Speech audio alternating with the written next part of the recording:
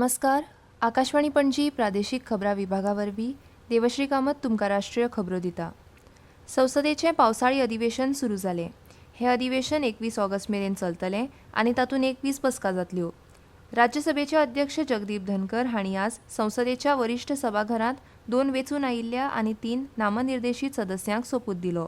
हे 2 सदस्य आसामांतल्या एजीपीचे बिरेंद्र प्रसाद वैश्य आनी भाजपाचे कणद पुरकायस्त आसात. तशेंच डॉ मीनाक्षी जैन, सी सदानंदन मास्टर आनी हर्षवर्धन श्रृंगला हांचो आस्पाव आसा. प्रधानमंत्री नरेंद्र मोदी हांणी संसदेचें पावसाळी अधिवेशन फलदायी आनी समृद्ध चर्चांनी भरलेलें आसतलें अशी आशा व्यक्त केली, जाका लागून देशाची लोकशाय बळकट जातली अशें तांणी म्हळें.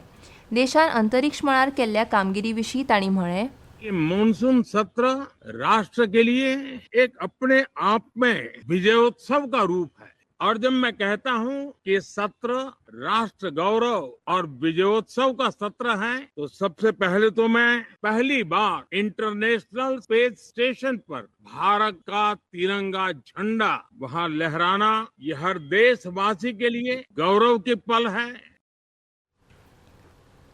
पावसाळ्याचो हंगाम बरो चालू आसप अर्थवेवस्थेकडे कसो जुळटा हें सांगतना मोदी हांणी म्हळें की में मौसम बहुत ही अच्छे ढंग से आगे बढ़ रहा है.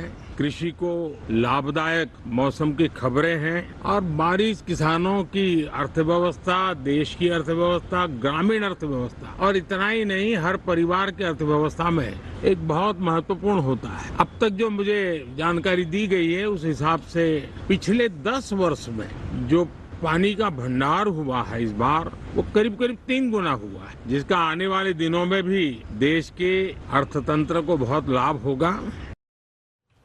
संसदेच्या पावसाळी अधिवेशनाच्या सुरवाती आदी माध्यमांकडेन उलयतना मोदी हांणी म्हळें की हें अधिवेशन देशा खातीर अभिमानाचो खीण आनी आमच्या सामुहीक कामगिरीचो खरो उत्सव आसा.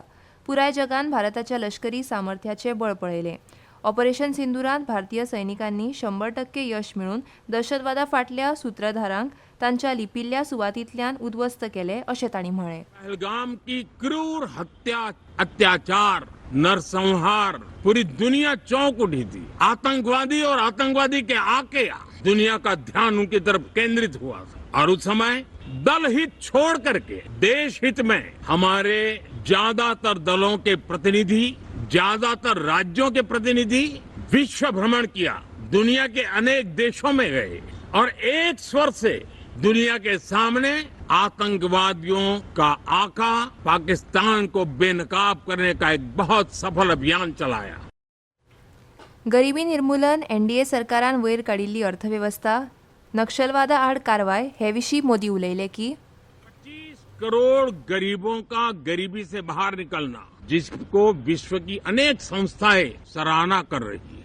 देश में एक जमाना था 2014 के पहले जब इन्फ्लेशन रेट डबल डिजिट में हुआ करता था. आज 2% के आसपास आकर के देश के सामान्य मानवी के जीवन में राहत बन गया है, सुविधा बन गया है. जब 2014 में आप सबने हमें जिम्मेवारी दी, देश फ्रेजाइल 5 की अवस्था से गुजर रहा था. 2014 के पहले वैश्विक अर्थव्यवस्था में हम 10वें नंबर पर थे और आज भारत तेज गति से दुनिया की तीसरे नंबर की अर्थव्यवस्था बनने की दिशा में आगे बढ़ रहा है, दरवाजे पर दस्तक दे रहा है. माओवाद को, नक्सलवाद को जड़ से उखाड़ने के संकल्प के साथ देश के सुरक्षा बल एक नए आत्मविश्वास से तेज गति से सफलता की ओर कदम रख रहे हैं. हमें गर्व है कि बम, बंदूक और पिस्तौल के सामने हमारा देश का संविधान जीत रहा है. देश के उज्जवल भविष्य के लिए साफ दिख रहा है कि कल तक जो रेड कॉरिडोर थे वो आज ग्रीन ग्रोथ जोन में परिवर्तित होते नजर आ रहे हैं. भारतीय हवामान विभाग आयएमडीन आयज कर्नाटकाच्या दर्यादेग वाठारांत हिमाचल प्रदेश, तेलंगणा आनी उत्तराखंडात कांय सुवातींनी घोग्यांनी ते अतिघोग्यांनी पावसाचो अंदाज दिला. हिमाचल प्रदेशांत मॉन्सूनाची सक्रियता वाडल्या आनी हवामान विभागान मंगळार मेरेन घोग्यांनी ते अतिघोग्यांनी पावसाची शिटकावणी दिल्या.